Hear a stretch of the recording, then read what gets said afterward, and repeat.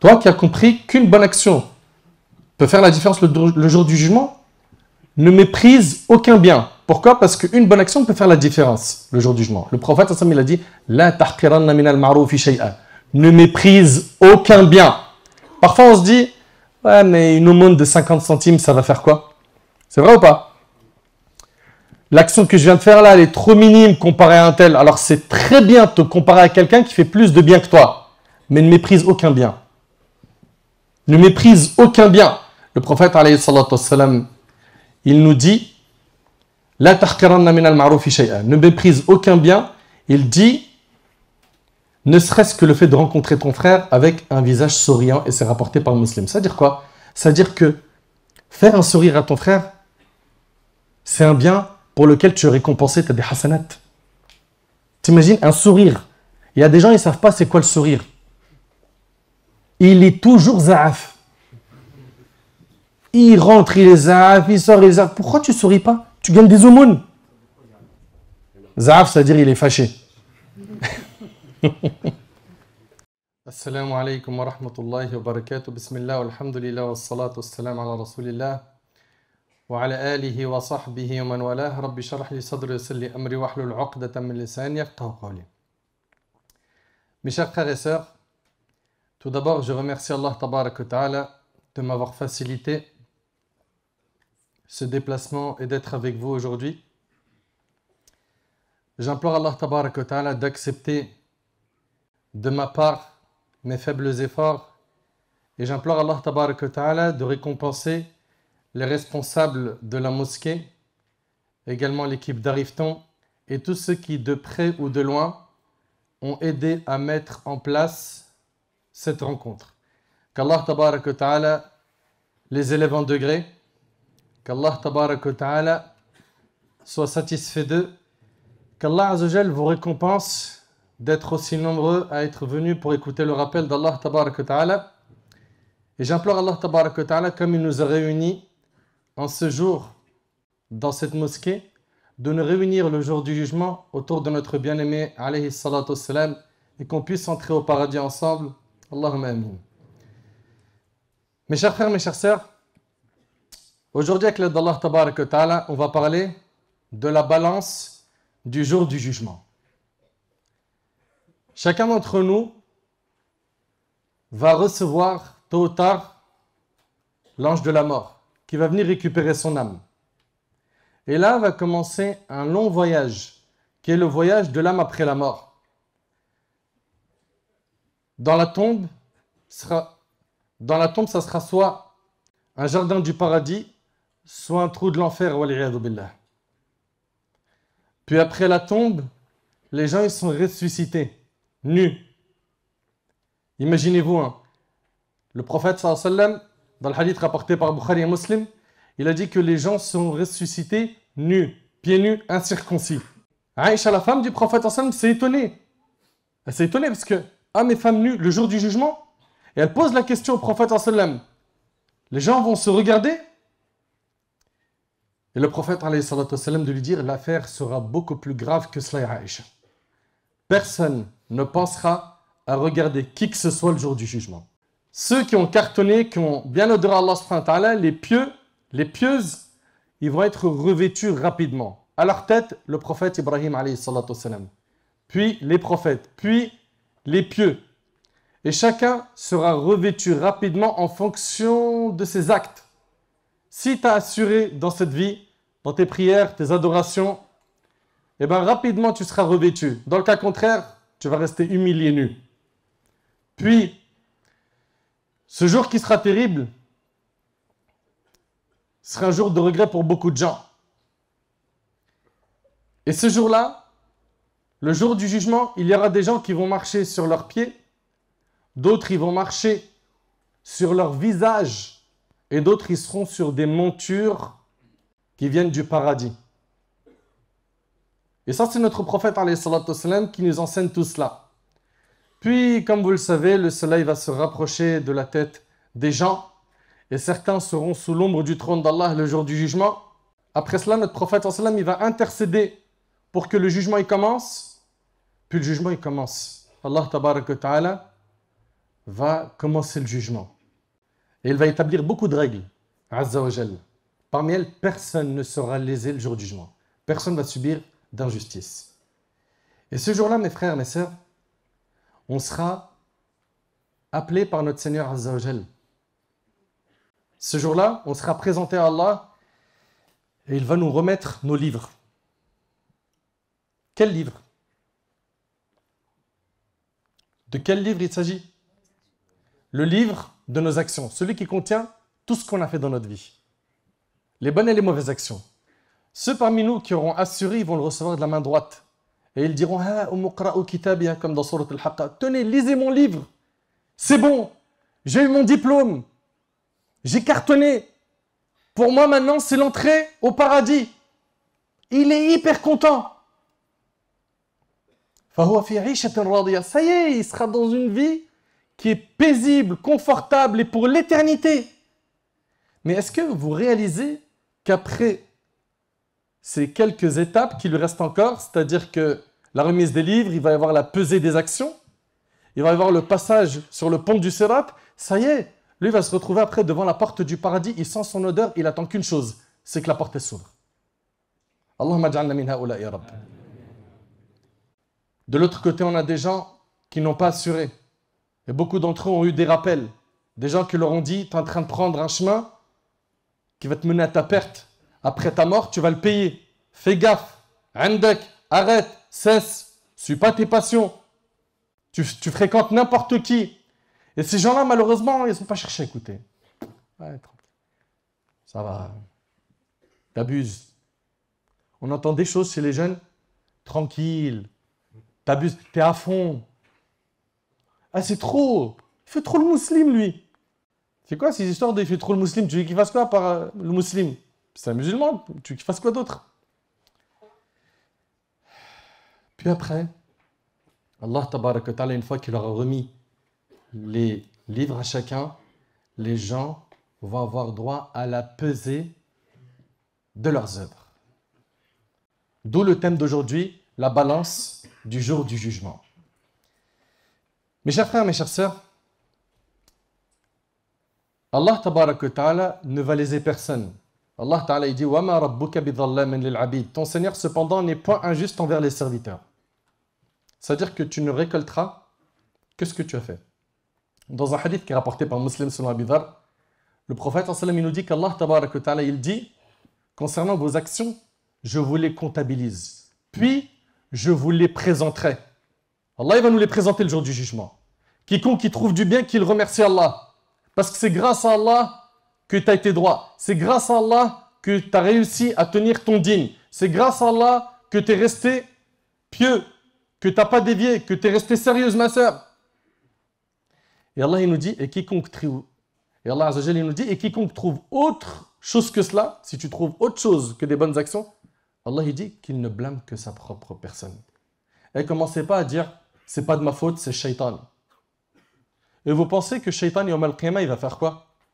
Ah, si vous saviez. كَمَثَلِ الشَّيْطَانِ إِذْ قَالَ لِلْإِنسَانِ كْفُرْ فَلَمَّا كَفَرَ قَالَ إِنِّي بَرِيءٌ مِنْكَ زِدْ إِنِّي أَخَافُ اللَّهَ رَبَّ الْعَالَمِينَ Allahu Akbar. Le diable, il égare la personne, ok? Il essaye de l'amener vers le kufr, et quand il mécroit, il lui dit, je me désavoue de toi. Moi, j'ai peur d'Allah. Et vous le savez probablement que le diable, il va tenir un discours en enfer. Dans Surat Ibrahim, Allah tabarak wa ta'ala nous dit وَقَالَ الشَّيْطَانِ لَمَّا قُضِيَ الْأَمْرِ. Le diable dira quand? En enfer. Imaginez-vous déjà que l'enfer c'est terrible. C'est terrible.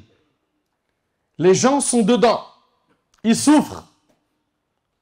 Leur nourriture est de feu. Leur boisson est de feu. Leurs vêtements sont de feu. Et le diable, il fait un discours. Il leur dit quoi?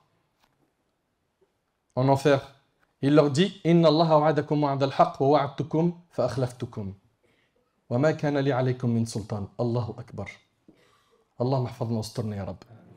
Il va dire Allah vous a fait une promesse de vérité et je vous ai fait une promesse que je n'ai pas tenue et je n'avais aucune autorité sur vous. Illa an da'awtakum إلا أن دعوتكم فاستجبتم لي. Si ce n'est que je vous ai invité à m'obéir et vous m'avez obéi. فلا تلوموني ولوموا أنفسكم. Ne me faites aucun reproche.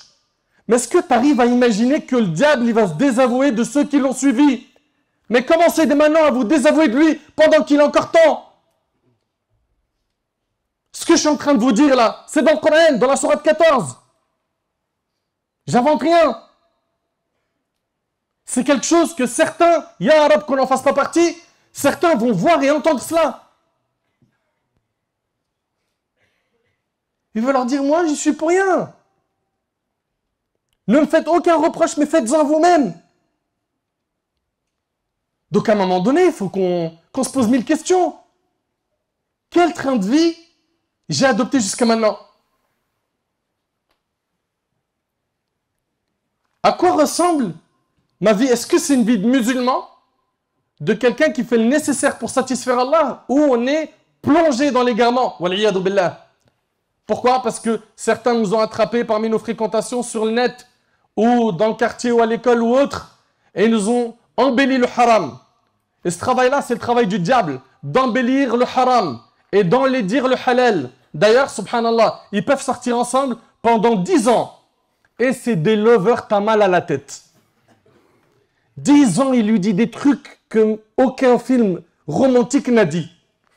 Si je pouvais te ramener les étoiles de la lune sur un plateau en or, ça y est, monsieur est devenu poète.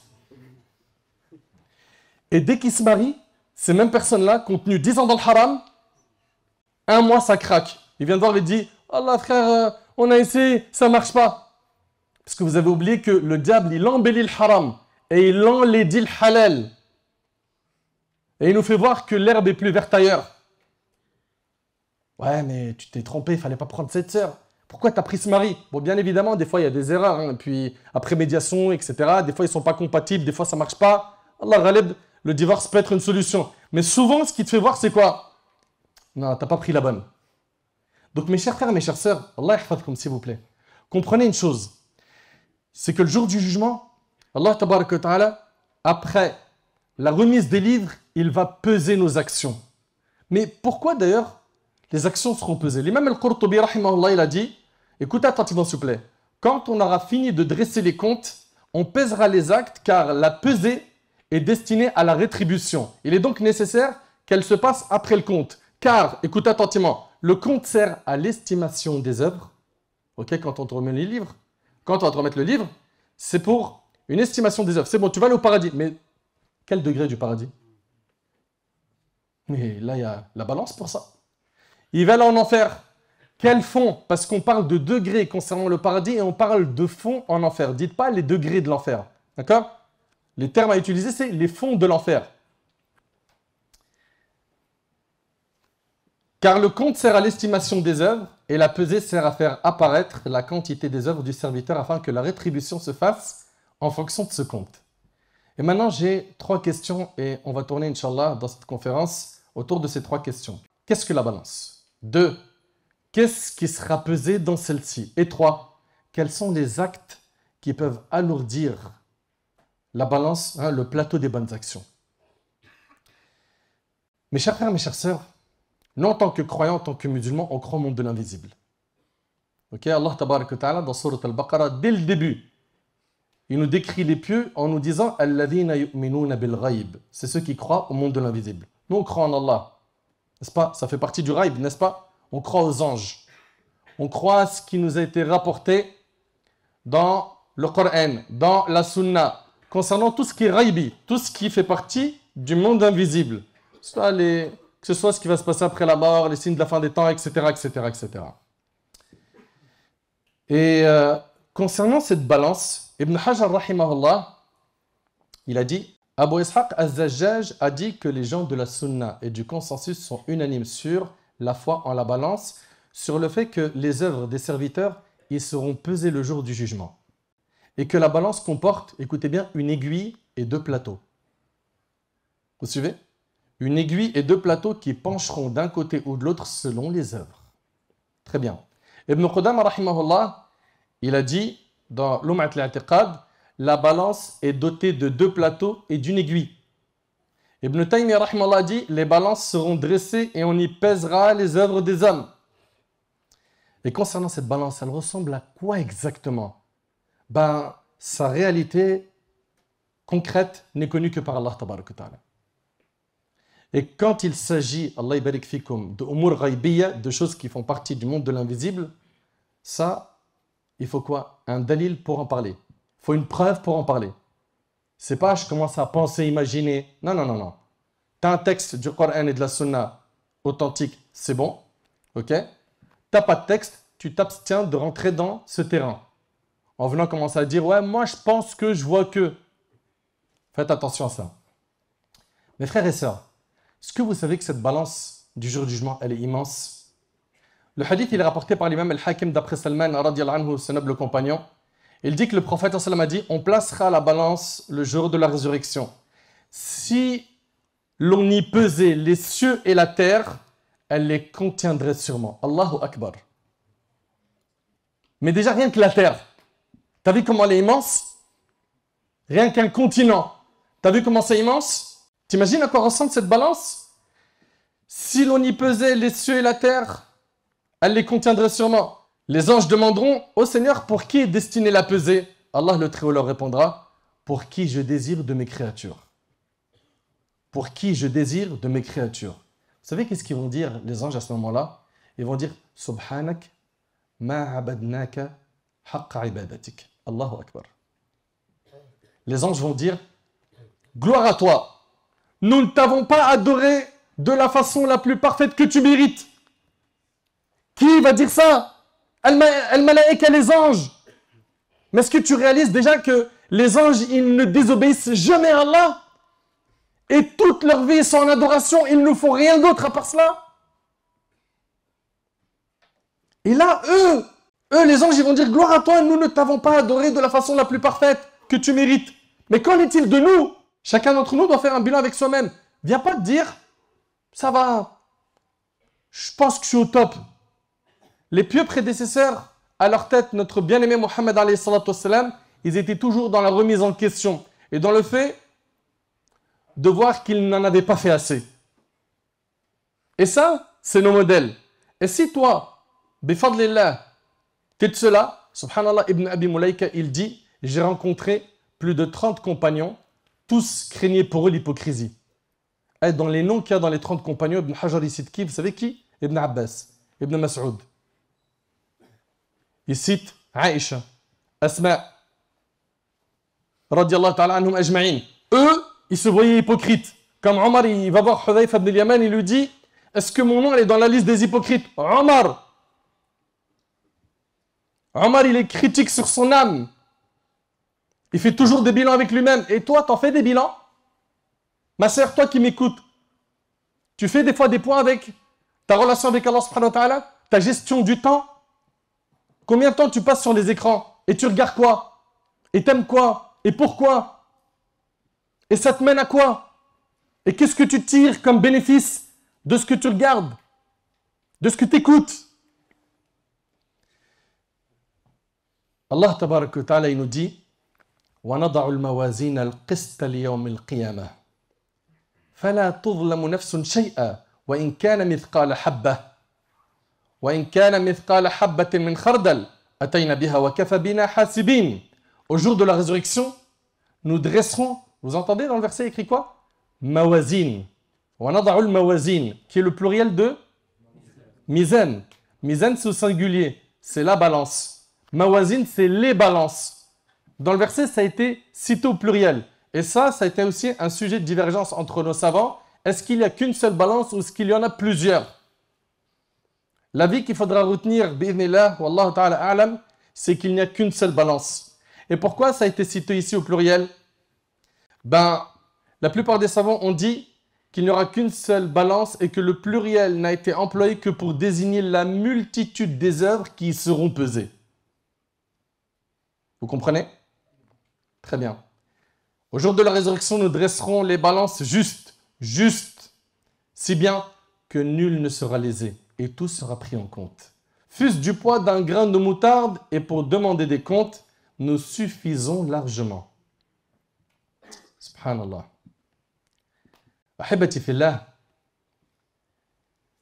ce jour-là, il faut savoir qu'il y a des gens qui auront plus de bonnes actions que de mauvaises. Et une bonne action fera la différence. Vous entendez? Et ce jour-là, hélas, il y en aura qui auront plus de mauvaises actions que de bonnes. Et une mauvaise action fera la différence pour certains. Et également, ce jour-là, il y aura des gens qui auront quoi? Le même nombre de hasanat que de péchés. Ils auront le même nombre de bonnes actions que de péchés. Quel sera le sort de ces trois catégories de personnes? Allah Ta'ala, il dit فَإِذَا نُفِخَ فِي الصُّورِ فَلَا أَنْسَابَ بَيْنَهُمْ يَوْمَئِذٍ وَلَا يَتَسَاءَلُونَ فَمَنْ ثَقُلَتْ مَوَازِينُهُ فَأُولَئِكَ هُمُ الْمُفْلِحُونَ الله أكبر وَمَنْ خَفَّتْ مَوَازِينُهُ فَأُولَئِكَ الَّذِينَ خَسِرُوا أَنفُسَهُمْ فِي جَهَنَّمَ خَالِدُونَ تَلْفَحُ وُجُوهَهُمُ النَّارُ وَهُمْ فِيهَا كَالِحُونَ Allah Ta'ala, il nous dit, lorsque l'on soufflera dans la trompe ce jour-là, il n'y aura plus de lien de parenté et ils ne s'interrogeront pas les uns les autres. C'est-à-dire quoi? Personne ne se souciera et ne s'apitoiera du sort de son plus proche parent. Personne ne va calculer les proches de sa famille. Et vous connaissez un yawma yafiru al-mar'u min akhihi, n'est-ce pas? T'imagines que l'homme, il fuit son frère, il fuit sa mère qui l'a mis au monde, il fuit sa femme. Chacun d'entre eux est en train de chercher comment faire pour sauver sa peau ce jour-là. Et ce jour-là, l'invocation des prophètes, vous savez, ça sera quoi? Le jour du jugement? Allahumma sallim sallim. Oh Allah, accorde le salut. Oh Allah, accorde le salut. C'est un jour terrible. Allah Ta'ala, il nous dit, dans la suite des versets, ceux dont les bonnes œuvres pèseront lourd seront les bienheureux. Et franchement, on n'aimerait pas être de ceux-là. Ceux qui auront plein de bonnes actions. Mais pour cela, tu es d'accord avec moi qu'il y a des choses, des exercices à faire pour le nafs qui sont durs. Se lever pour le fajr, c'est pas facile. C'est vrai ou c'est pas vrai?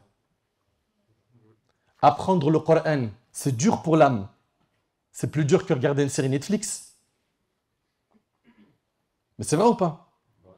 Étudier la science religieuse, bloquer 3-4 heures le week-end pour apprendre la langue arabe, pour lire le Coran, pour faire talab al-ilm, être un da'i, quelqu'un qui va appeler Allah. C'est dur pour l'âme.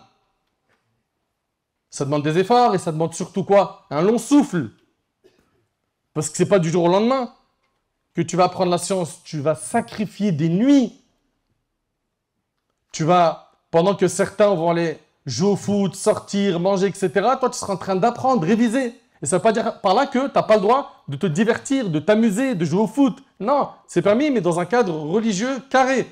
Mais ce que je veux dire par là, c'est quoi? C'est qu'il y en a, Allahumma barik, qui ont tout de suite compris qu'ils doivent avoir un rôle. Et qui, bi'idnillahi tabaraka wa ta'ala, laisseront une empreinte positive avant de quitter ce bas monde. Est-ce qu'on en fera partie? Est-ce qu'on en fera partie? Vous savez, mes frères, moi, Wallah al-Adim, je vous le jure par Allah, Allah, il en est témoin. Je suis hyper touché d'être à Bruxelles. Mais vous ne pouvez même pas imaginer à quel point. Selon vous, pourquoi? Vous ne pouvez même pas imaginer à quel point. Ça bouillonne dans mon cœur. Pourquoi, à votre avis? Dites-moi. Rachid Haddash, rahimahullah. Par la permission d'Allah, mon bien-aimé Rachid, je l'ai rencontré dans plein de déplacements en France. Plein. On a dormi plein de fois dans les mêmes hôtels. On s'est retrouvés à faire des conférences ensemble. Et combien de fois discuter, on échangeait, je lui demandais des conseils, c'est mon grand frère. Et quand je me rappelle, quand j'étais au lycée et que j'ai commencé à faire mes premiers pas dans l'apprentissage, la da'wah, etc., ben, moi j'ai ouvert les yeux, il y avait plein de grands frères devant moi. Parmi eux, il y avait Cheikh Kastid, Hafidahullah, il y avait Cheikh Adil, il y avait Cheikh Haddash, rahimahullah, qu'Allah subhanahu wa ta'ala lui accorde al-Jannah, al-Firdaus al-A'la, lui et toute sa famille. Lui ainsi que ses grands frères-là, qu'Allah les récompense, ils ont fait beaucoup. Ils ont fait beaucoup. Moi, je suis de la génération qui a vu par la permission d'Allah le fruit de leurs efforts. J'ai vu combien de fois ils ont sacrifié des week-ends. Ils devaient rester avec leur famille, ils sont partis faire da'wah pour appeler les gens à Allah. Pour faire en sorte que les gens, ils aiment le dîn. Ils reviennent vers Allah. Et aujourd'hui, mon bien-aimé Haddash, rahimallah, il ne fait plus partie de ce monde. Allahumma lakal hamd, vous avez encore des mashayikh, des gens qui sont là, qui font énormément de khir. Mais mon frère Haddash, rahimallah en particulier, il a soulevé un poids à l'échelle locale et à l'échelle francophone dans le monde qui était très très important. Et on parle d'une personne. Une personne. Et cette personne-là, aujourd'hui, est sous terre. Elle est où la relève? Elle est où la relève? La jeunesse. Justement, la jeunesse. Elle est où notre jeunesse qui s'investit, qui sacrifie du temps pour apprendre le dîn? Qui, pendant que les gens sont dans des futilités ou des péchés, eux, ils sont là, ils apprennent, ils sont sérieux et ils ont un hadaf, un objectif. C'est quoi? C'est da'wa ilallah. Ils sont où?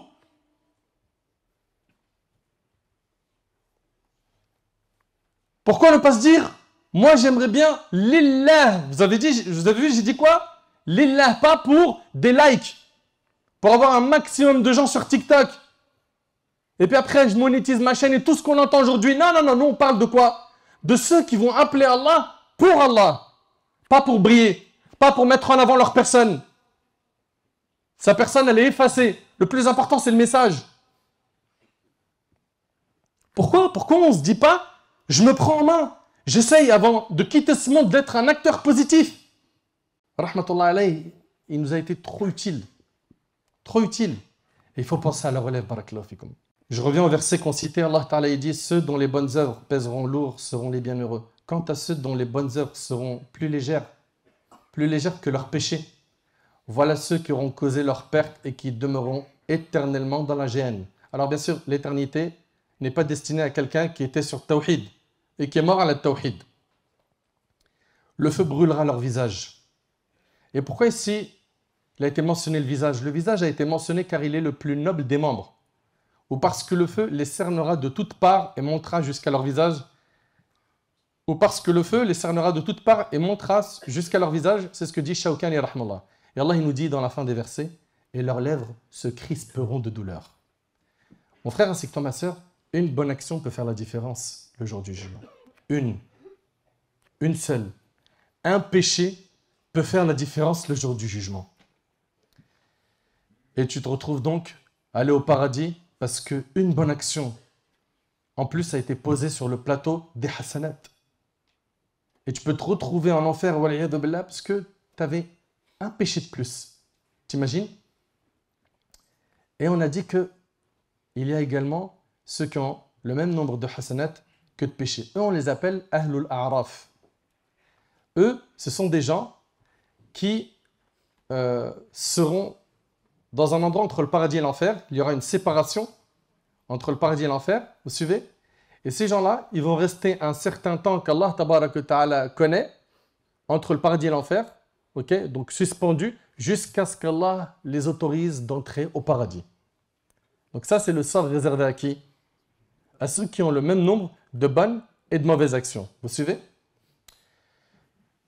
Ces gens-là, Ahlul A'raf, qui seront donc entre le paradis et l'enfer, qui ont le même nombre de hasanat que de péchés, ils verront les gens du paradis et ils diront « Salamun alaykum, lam yadkhuluha wa hum yatma'un » Ils verront les gens du paradis, ils diront « Salamun alaykum, lam yadkhuluha wa hum yatma'un » Paix sur vous.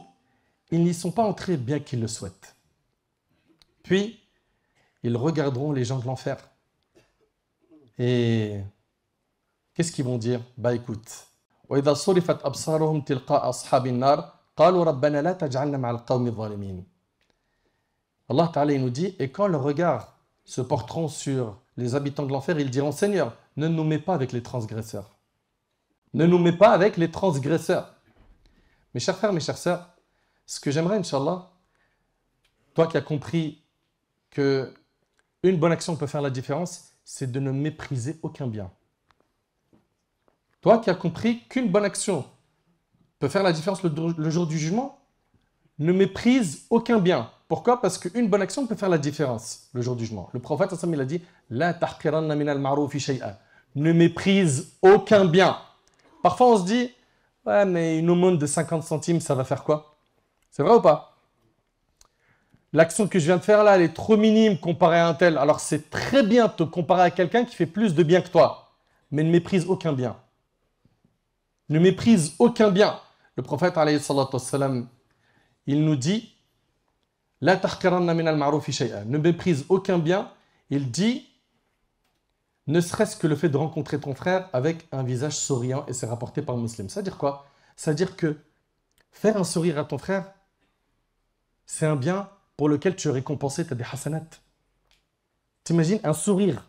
Il y a des gens, ils ne savent pas c'est quoi le sourire. Il est toujours za'af. Il rentre, il est za'af, il sort, il est za'af. Pourquoi tu ne souris pas? Tu gagnes des aumônes. Za'af, c'est-à-dire il est fâché.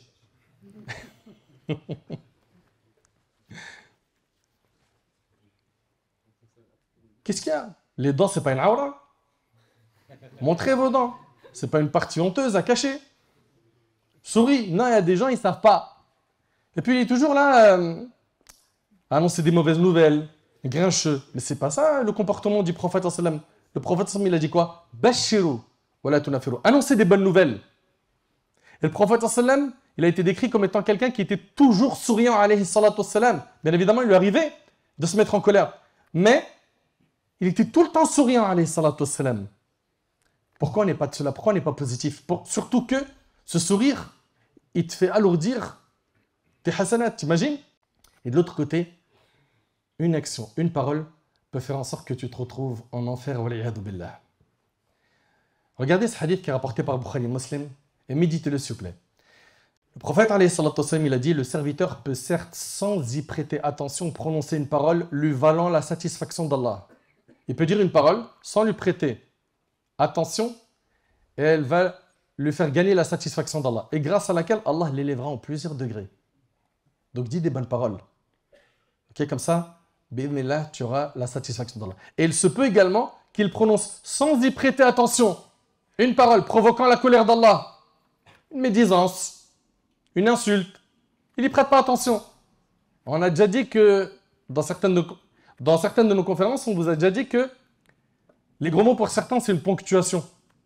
C'est la virgule, c'est le point d'exclamation. Hein? C'est quoi votre truc là? Mais ça va, on rigole, c'est mon pote. Ah, c'est ton pote, donc t'augmentes tes péchés. Comment tu réfléchis? Parce que tu l'aimes, tu dis tiens, alourdissons un peu les péchés. Non, vraiment, je le kiffe. Hein. Allez, tiens, prends encore un gros mot. Comment ils réfléchissent les gens en fait? Sous prétexte que tu l'aimes, ta langue, elle tombe dans la désobéissance et tu minimises la chose, c'est ça qui est grave. Regarde, le prophète en dit, il se peut également qu'il prononce sans y prêter attention une parole provoquant la colère d'Allah, laquelle parole le précipitera en enfer. Waliyadu billah. Allahu akbar. Subhanallah. Combien de paroles ont déclaré des guerres de famille? C'est vrai ou c'est pas vrai? Combien de paroles ont causé la destruction de certains foyers? Des divorces, des enfants qui ont payé les pots cassés. Combien de paroles ont fait en sorte que l'animosité naisse entre deux musulmans, entre deux musulmanes?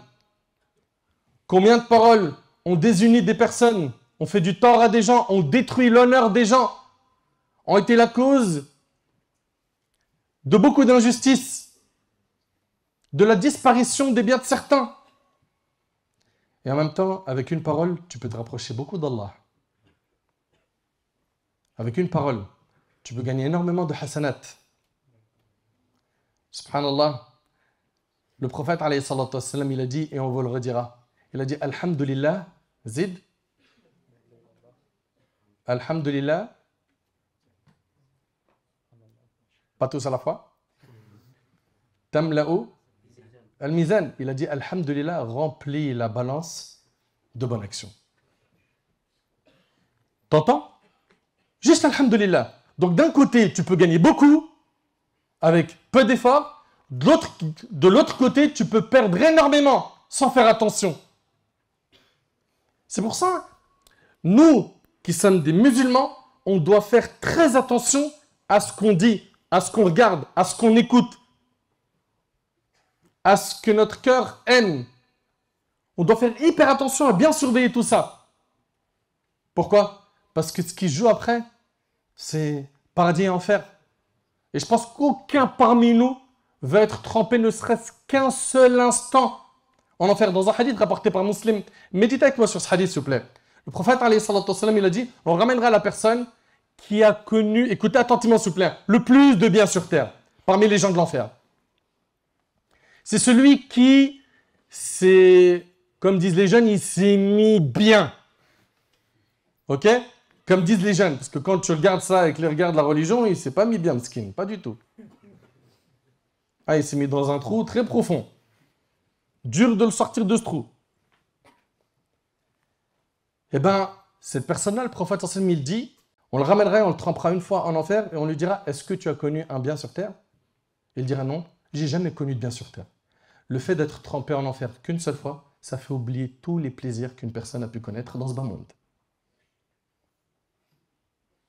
Pense maintenant à ceux qui vont dire, t'inquiète, tu connais le soleil, Thaïlande, le billet, Phuket, que des mots-clés. Hein? Voilà, là, on va aller là-bas. Voilà, ce que je t'ai préparé, t'es pas prêt. T'es pas prêt. Et ils vont là-bas, ils se déchirent en péché.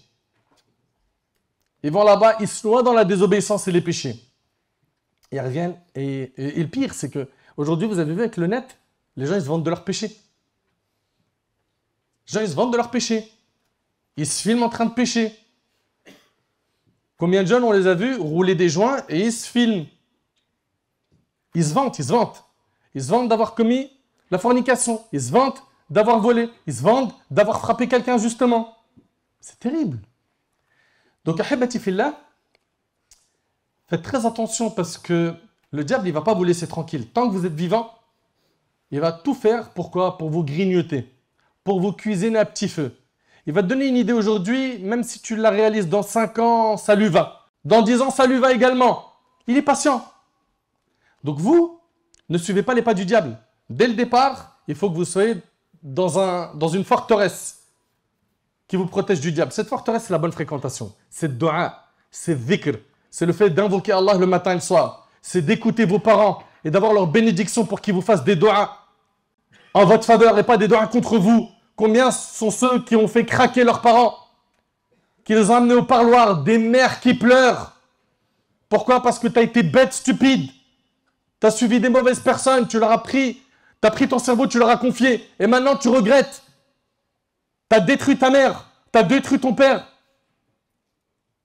Mais tout se corrige. Comme tu l'as fait pleurer, fais-la rire.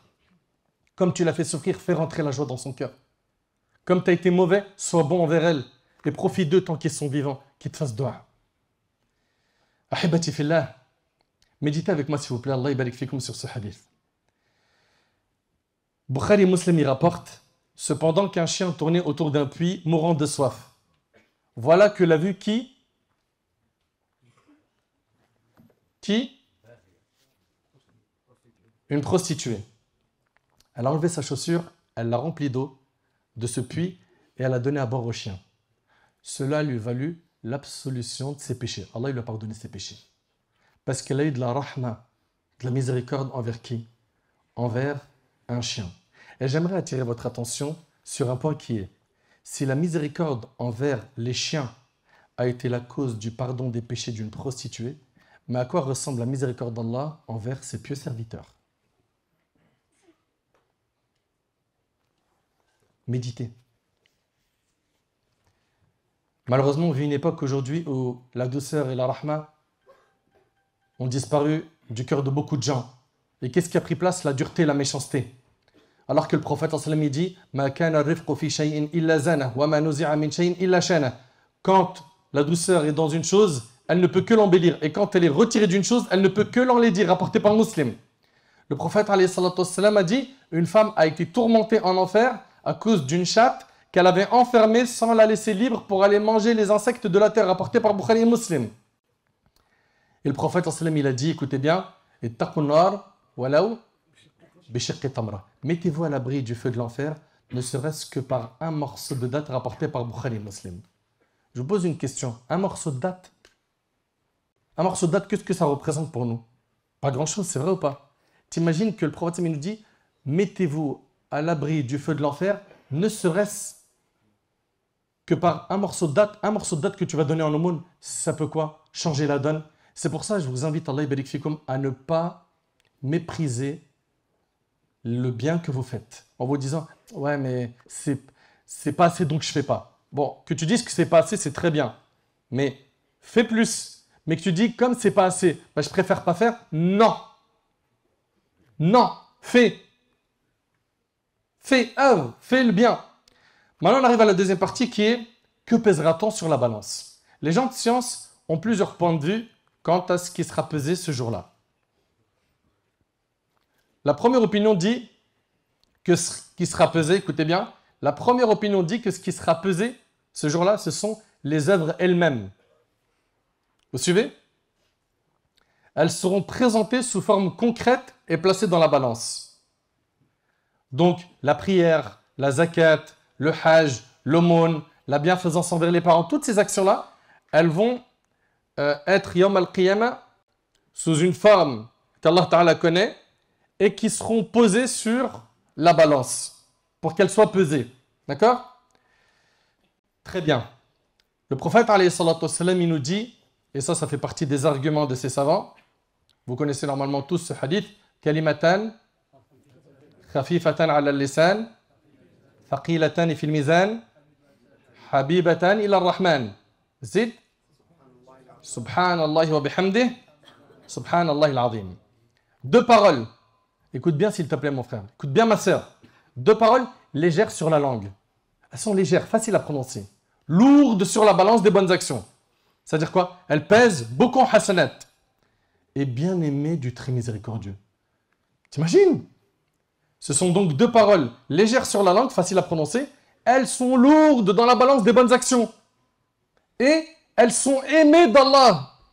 C'est quoi ces deux paroles? Le hadith il est rapporté par Bukhari et Muslim. Subhanallah wa bihamdih. Vous apprenez ça par cœur, quitte à l'écrire tout de suite. Subhanallah wa bihamdih. Subhanallah al-azim. Là, vous imaginez, si j'étais en train de donner un plan pour gagner des centaines de milliers d'euros, et je vous dis, note le numéro de téléphone là. T'aurais sorti ton téléphone ou pas? Mais là, subhanallah, on vous parle de quoi? On vous parle d'alourdir la balance de hasanat.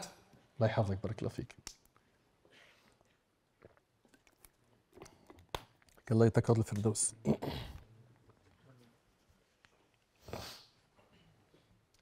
Là, on vous parle d'alourdir la balance de hasanat. C'est pour ça que je veux que tout le monde apprenne ça. Subhanallah wa bihamdih. Subhanallah al-azim. C'est difficile? Ok. Tu es capable, dans ton temps libre, de te rappeler de ces paroles? Subhanallah wa bihamdih. Subhanallah al-azim. Et tu le dis. Subhanallah wa bihamdih. Subhanallah al-azim. Subhanallah wa bihamdih. Subhanallah al-azim. T'imagines? Tu es en train d'alourdir tes hasanat. Parmi les preuves de ces savants qui ont dit que les actions vont être pesées, il y a aussi ce hadith-là. Parmi les preuves qui montrent que les actions vont être pesées, donc ça c'est le premier avis, ce hadith que vous connaissez, le hadith d'Abi Darda, qui est rapporté par Ahmed Abu Daoud et d'autres, rien ne pèse plus lourd dans la balance du croyant le jour du jugement que sa bonne moralité, son bon comportement et son bon caractère. Allahu Akbar. La chose la plus lourde dans la balance du croyant, en termes de hasanat, c'est quoi? C'est le bon comportement. Qui nous informe de cela?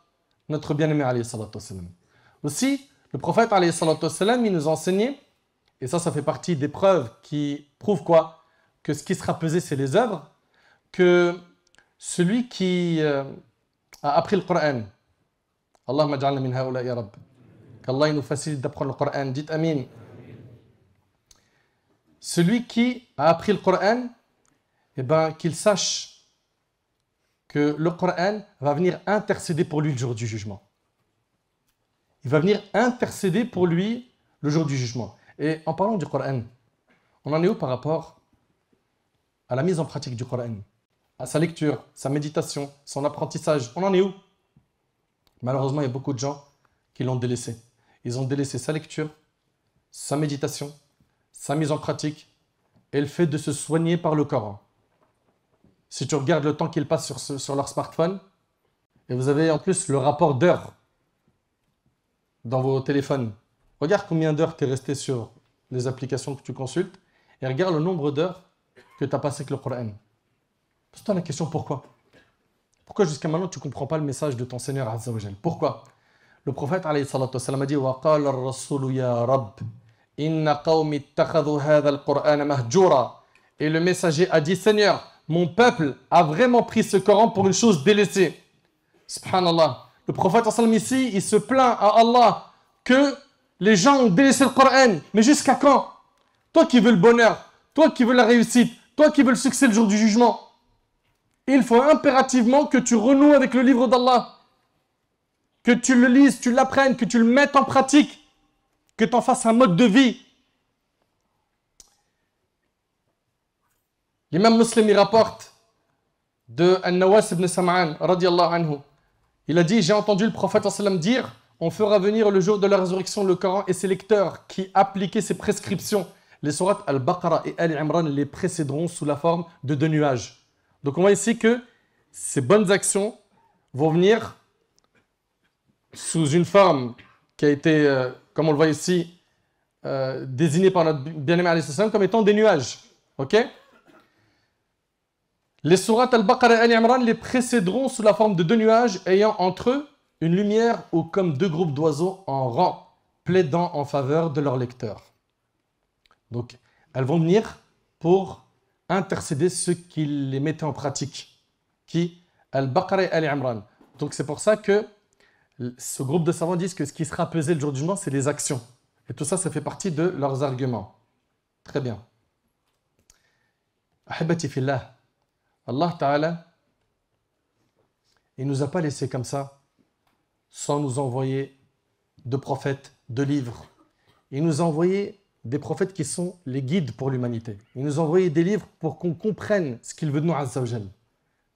Jusqu'à quand on va s'écarter du chemin des prophètes, de l'enseignement qui nous a été envoyé par Allah Tabaraka wa Ta'ala, et on va suivre des personnes qui sont futiles, égarées, qui appellent le haram. Jusqu'à quand?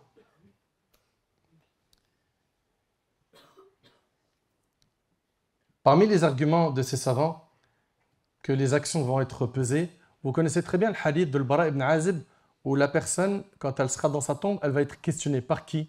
Bismillah. Munkar et Nakir. Les 2 anges qui vont venir te questionner dans ta tombe. C'est quoi les questions? Qui est ton Seigneur? Quelle est ta religion? Qui est l'homme qui vous a été envoyé? Vous suivez ou pas? Qui est ton Seigneur? Bismillah. Allah. Quelle est ta religion? Quel est l'homme qui vous a été envoyé? Alayhi salam. C'est facile d'y répondre maintenant. Mais pour avoir un thabat, tenir comme il faut et pouvoir répondre dans la tombe, ça sera en fonction de tes œuvres. Il sera également posé à cette personne-là, qu'as-tu appris comme science? Il dira, j'ai lu le livre d'Allah et j'y ai cru. Okay? Cette personne-là, elle va jouir de plein de faveurs dans sa tombe. Sa tombe, elle va être très grande. Okay? On va lui ouvrir un accès vers le paradis, vers sa place au paradis alors qu'il est dans sa tombe. Vous suivez? Et subhanallah, pendant qu'il est dans sa tombe, il va se présenter à lui un homme qui a un beau visage, de beaux vêtements et une bonne odeur. C'est qui? Ses bonnes actions. Donc tout ça sert d'argument à ces savants qui disent que ce qui sera pesé le jour du jugement, c'est les œuvres des personnes.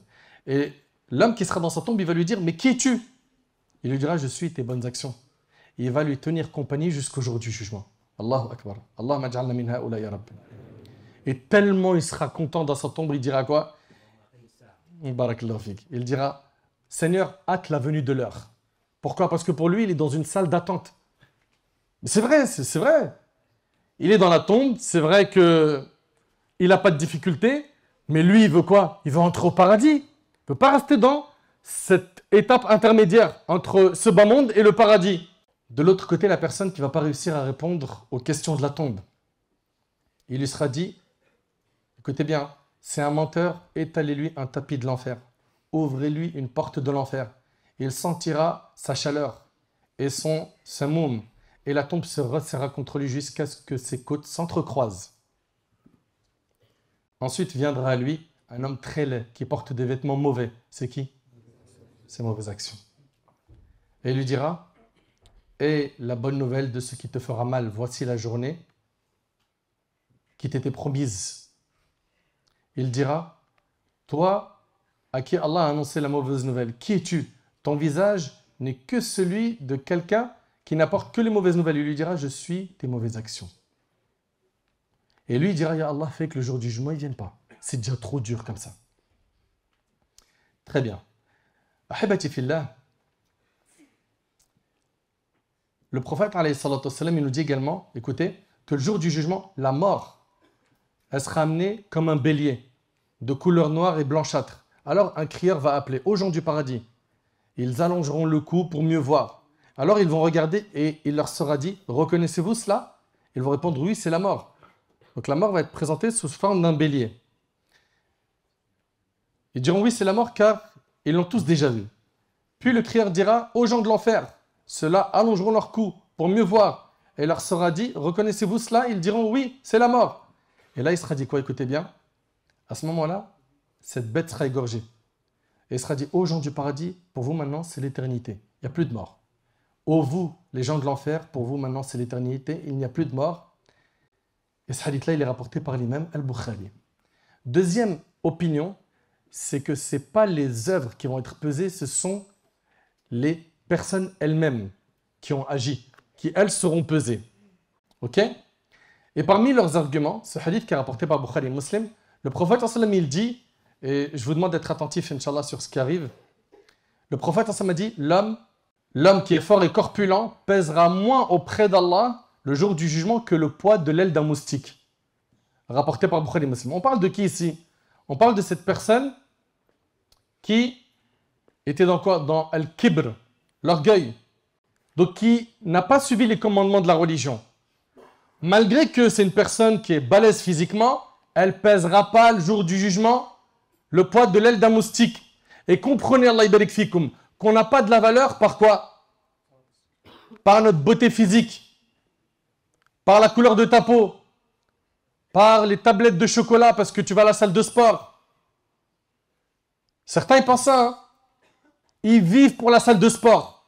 Et toute leur story c'est quoi? Torse nu, il est là, il se prend devant le miroir.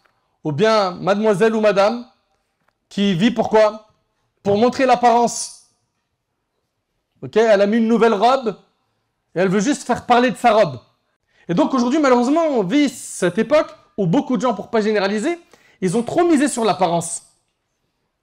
Plus important, c'est quoi? Physique, beau gosse. Attention, hein, moi je mets de la marque, mais t'as vu, toi, t'es en bas de l'échelle. Moi, c'est... Tu sais combien coûte cette sacoche? Vous avez déjà entendu parler des gens comme ça, n'est-ce pas? Il y en a qui parlent comme ça. Tu sais combien coûte cette montre? C'est mieux, je te dis pas, ton cœur il est fragile.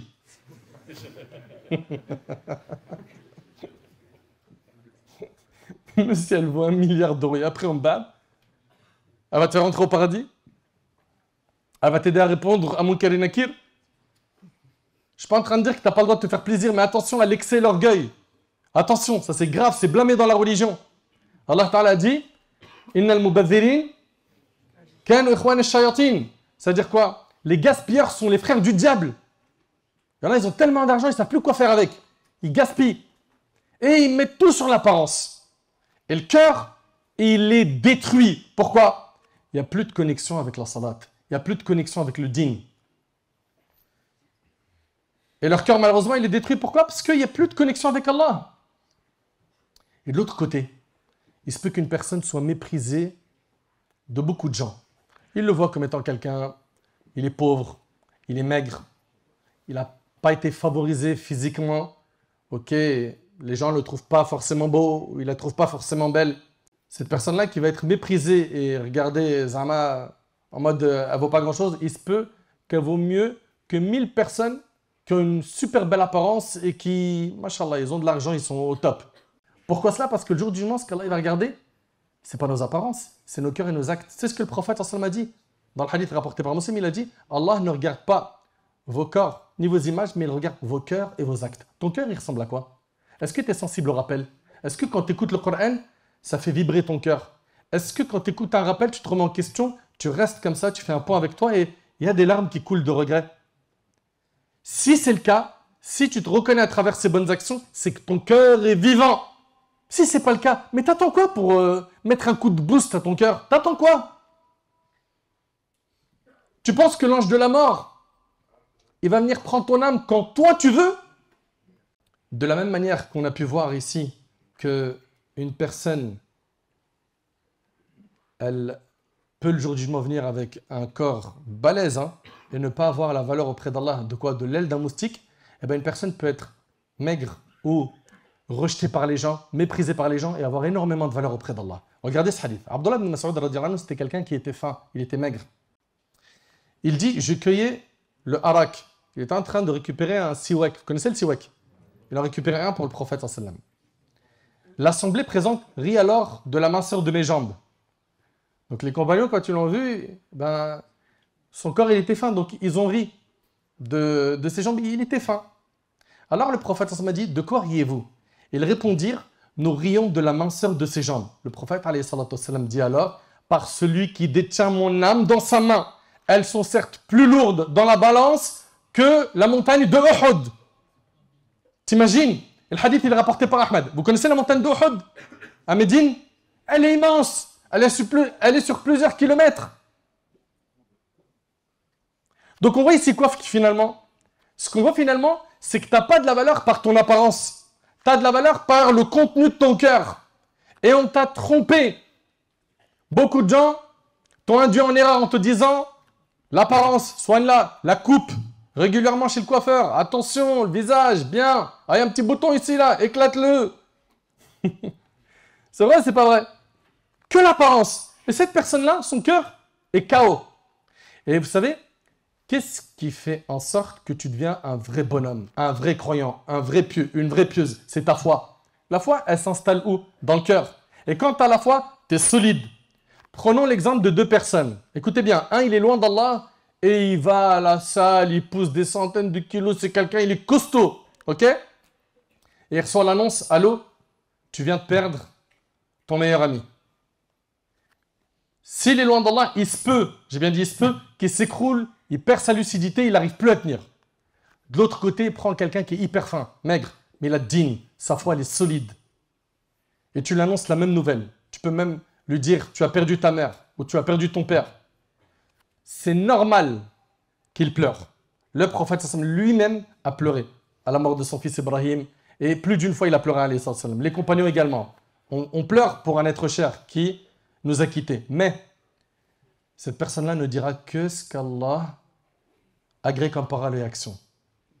Mais cette personne-là ne prononcera que ce qu'Allah accepte et il va trouver la force de tenir face à cette épreuve. Pourtant, physiquement, il n'a rien à voir avec celui qui est en face. Vous suivez?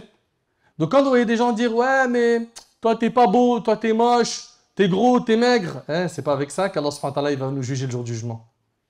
C'est avec ce qu'il y a dans ton cœur. Et vous aussi, apprenez à analyser les choses avec les lunettes de la religion. Pas avec les lunettes de TikTok et Insta. Les lunettes de Snap. On vous a inventé un nouveau monde avec des nouvelles règles, avec des nouveaux codes. Celui qui a de la valeur, c'est celui-là, là. Il a sorti le chiron, mon pote. Ah, il est trop chaud. T'as vu comment il fait de l'argent? Il se prive de rien. C'est pas avec ça que tu as de la valeur auprès d'Allah. Comprenez-le. C'est avec le contenu de ton cœur. C'est pour ça qu'il faut qu'on se concentre sur ça. Parce que si le cœur, il est propre, il est bien entretenu, il est pur, eh bien, ta balance, le jour du jugement de hasanat, elle sera pleine de hasanat. Pleine. La dernière opinion des savants, et on arrive à la fin, c'est que ce qui sera pesé le jour du jugement, c'est les feuillets consignant les actes. La première opinion, elle dit quoi? Que c'est les actes qui vont être pesés. La deuxième opinion, elle dit que c'est les personnes qui vont être pesées. La troisième, c'est que c'est les feuillets consignant les actes qui vont être pesés sur la balance. Et on a un hadith qui est rapporté par l'imam al-Tirmidhi. Écoutez attentivement s'il vous plaît. D'après Abdullah ibn Amr radiyallahu anhu, an jami' as-sahaba, le prophète a dit, Allah fera venir un homme de ma communauté devant l'ensemble des créatures au jour de la résurrection. Il déploiera devant lui 99 registres. Allah il va déployer à cet homme, écoutez bien s'il vous plaît, 99 registres. Chaque registre s'étendant à perte de vue. Puis il lui dira, renies-tu quoi que ce soit de cela? Est-ce que tu renies les actions qui sont écrites dans ces registres? C'est tes actions. Il lui sera dit, mes scribes, gardiens, ont-ils commis une injustice envers toi? Il dira, non Seigneur. Il lui sera dit, as-tu une excuse ou une bonne action? L'homme tombera et dira, non Seigneur, détrompe-toi, tu as auprès de nous une bonne action. Et il ne te sera fait aucune injustice aujourd'hui. Il sortira alors la carte où il est écrit dessus, Ashhadu an la ilaha illallah wa ashhadu anna Muhammadan abduhu wa rasuluh. Allah dira, pesez-la, pesez cette carte où il y a le tawhid, parce qu'il a adoré Allah seul, sans rien l'associer. Pesez cette carte. Et l'homme dira, oh Seigneur, que vaut cette carte face à tous ces registres? Cette carte-là, dans la balance, qu'est-ce qu'elle va pouvoir faire face à ces 99 registres? Allah dira, tu ne subiras aucune injustice. On posera alors les registres sur le plateau de la balance et la carte dans l'autre. Les registres se soulèveront alors et la carte pèsera plus lourd et rien ne pèse plus lourd que le nom d'Allah. Allahu Akbar. Et le hadith il est rapporté par l'imam al-Tirmidhi. Ici, mes chers frères, mes chères sœurs, on y voit le mérite du tawhid, du fait d'adorer Allah tabaraka wa ta'ala comme il le faut seul, sans rien lui associer. Beaucoup de gens minimisent le tawhid en disant ouais, tawhid, tawhid, tawhid, c'est quoi tawhid? Vous êtes sérieux? Notre vie entière, c'est pour le tawhid. C'est pour adorer Allah tabaraka wa ta'ala l'unique, sans rien l'associer. Ahibati fillah, on voit ici quoi? Que il y a une opinion qui dit que ce qui sera pesé, c'est les œuvres. Une autre qui dit, c'est les personnes. Une autre, c'est les feuillets.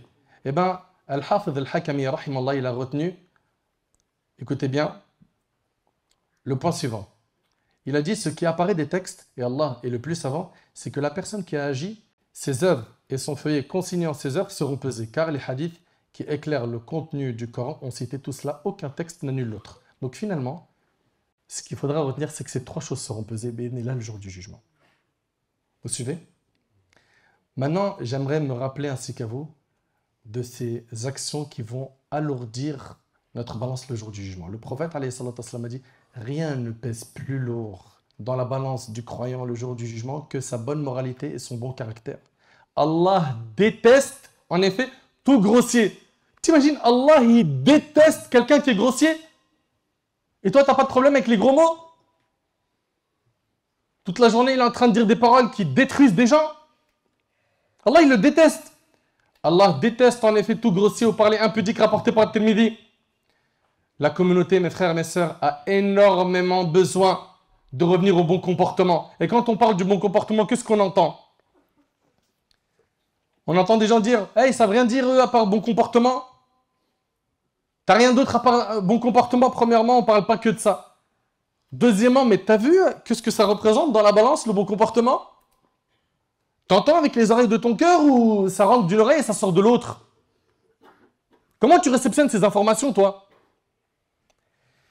Ici, il faut donc faire très attention à son comportement, à être honnête. À être honnête, tu mens pas, tu triches pas, tu trahis pas. Tu ne trompes pas celui qui t'a trompé. Tu ne trahis pas celui qui t'a trahi. Également, la douceur. Pourquoi tant de méchanceté, de haine, de colère? Des gens qui démarrent en quart de tour. Pourquoi pas plus de miséricorde, de rahma, de douceur? Pourquoi il n'y a plus de pardon entre nous? On ne se pardonne plus. On se tourne le dos pour la moindre erreur commise par X ou Y personne. Pourquoi? Mais est-ce que tu as oublié que le bon comportement, c'est tout ce packaging? Également, où est passé le maintien des liens de parenté, salatul rahim? Cette valeur qu'il faut continuer à transmettre à nos frères, à nos sœurs, à nos enfants, qu'ils soient bons envers leurs parents, envers leurs grands-parents, les oncles, les tantes, avec les frères et sœurs, les enfants, les neveux. Il faut que tout ce cercle soit préservé. Et même si on t'a fait du mal, écoute bien, et même si on t'a fait du mal, réponds au mal par le bien. Et ça, c'est ce qu'Allah tabaraka wa ta'ala il nous dit, idfa billati hiya ahsan, repousse le mal par ce qui est meilleur. Elle est où la bienfaisance envers les gens? C'est quoi aujourd'hui être un vrai bonhomme? Un bonhomme à l'époque, il avait plein de valeurs. Il respectait son engagement. C'est vrai ou pas? Aujourd'hui, c'est quoi un bonhomme? Il a de l'argent, c'est ça être un bonhomme? Il est musclé? Hein? Il est hyper visible sur le net, c'est ça?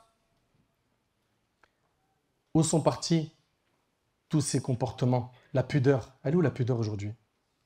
des frères et des sœurs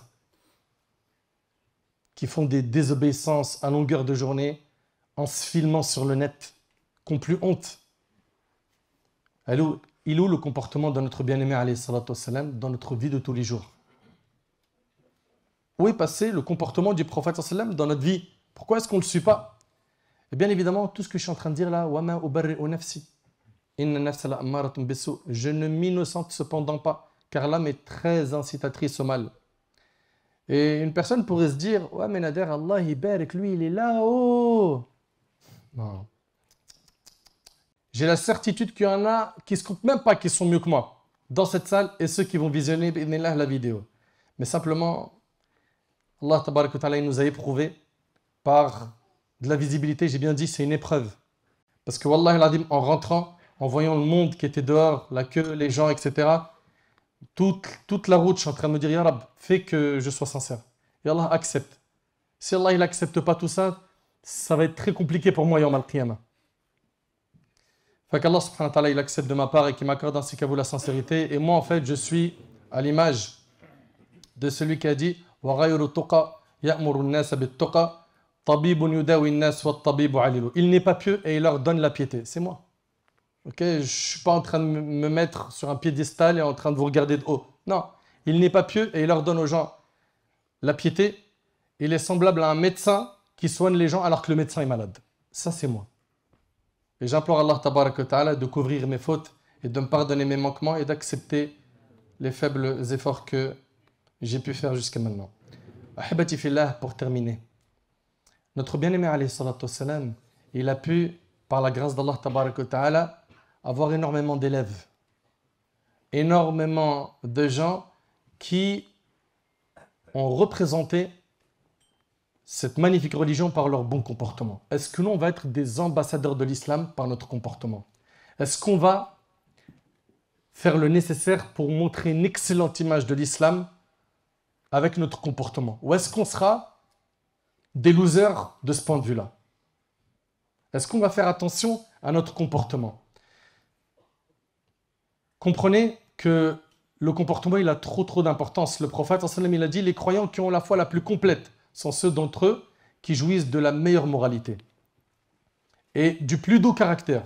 Les meilleurs d'entre vous sont ceux qui traitent le mieux leurs femmes, rapportées par Tirmidhi. Le prophète, il a dit, le croyant atteint sûrement par sa bonne moralité et son affabilité le degré de celui qui jeûne toute l'année et passe toutes ses nuits à prier et à évoquer Allah. T'imagines, par ton bon comportement, tu peux atteindre le degré de celui qui jeûne toute l'année, de celui qui prie toutes les nuits et qui évoque Allah, par ton bon comportement. Et après on vient nous dire, ouais, le bon comportement, vous en avez pas marre?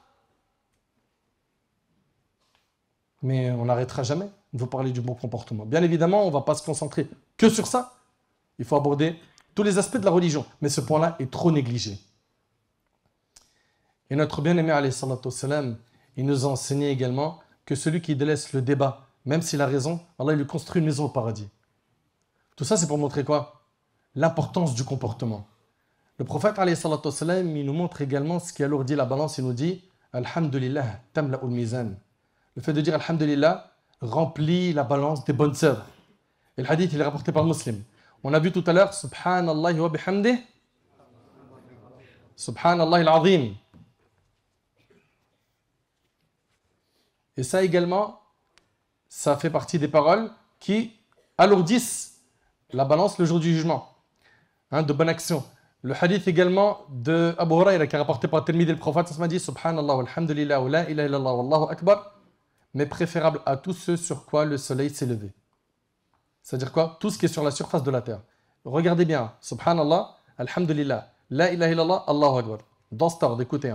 Subhanallah, alhamdulillah, la ilaha illallah, Allahu akbar. C'est bon? Ces quatre paroles, le prophète il a dit que c'est un bouclier, une protection contre l'enfer. Ces quatre paroles sont, comme il a dit ici le prophète des paroles qu'ils sont préférées, qu'il aime. Ces quatre paroles, pour chacune d'elles, tu as un arbre qui est planté au paradis. Ces quatre paroles ont beaucoup de mérite. Subhanallah, alhamdulillah, la ilaha illallah, Allahu akbar. Très bien. Aussi, quand vous dites Subhanallah wa bihamdih 100 fois, qu'est-ce que vous gagnez? Tes péchés sont pardonnés même s'ils avaient le volume de l'écume de la mer. Ahibati fillah, on a entendu beaucoup de choses aujourd'hui. Ok? Et j'en suis arrivé au mot de la fin. Allah tabaraka wa ta'ala, par sa miséricorde, il nous a tout clarifié. Tout. Tout. Tout ce qui nous attend après la mort a été décrit avec détail. Par la permission d'Allah tabaraka wa ta'ala, vous avez entendu aujourd'hui ce discours. Et vous en avez entendu, avant moi, un paquet. N'est-ce pas? Et après moi, si Allah il vous donne la vie, vous allez continuer à en entendre. La question que j'ai à me poser ainsi qu'à vous, est-ce qu'on va rester les mêmes après tous ces discours? Est-ce qu'il y en a parmi nous qui vont se dire, allez, à partir d'aujourd'hui, je me prends en main. Moi, j'ai envie que la balance, le jour du jugement de Hassanat, elle soit blindée de Hassanat. Est-ce que tu vas faire partie de cela ou tout ce que tu as entendu aujourd'hui deviendra un argument contre toi le jour du jugement?